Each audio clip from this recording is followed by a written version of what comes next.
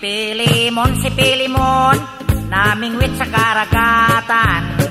Nakakuha ng isdang tambasakan.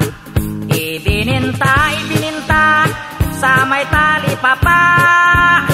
Ang kita niya'y nawala, pinatalo sa sakla. Letrang A!